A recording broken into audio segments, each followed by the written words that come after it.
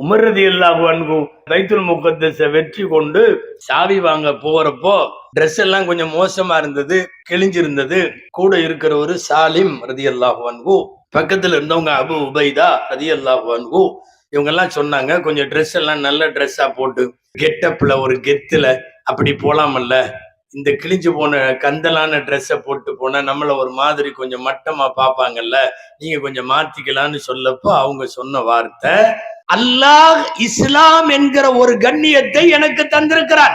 அது வெறுமனே ட்ரெஸ்ல அல்ல, தலை முடியில அல்ல, போடுற செருப்புல அல்ல, அணிகிற வாச்சில அணிகலன்கள்ல இல்ல. இஸ்லாம் என்பது என் உள்ளத்தில இருக்கிற அல்லாஹ் வழங்கி இருக்கிற கண்ணியம். அல்லாஹ் கொடுத்த இஸ்லாம் என்கிற கண்ணியத்தை விட்டுவிட்டு வேறு கண்ணியத்தை நீங்கள் தேட ஆரம்பித்தால் அதல்ல அல்லாஹ் நம்மளை கேவலப்படுத்திடுவான். நம்மள்ட்ட இருக்கிற கண்ணியமே, ஆக பெரிய கண்ணியமே இஸ்லாம் தான்.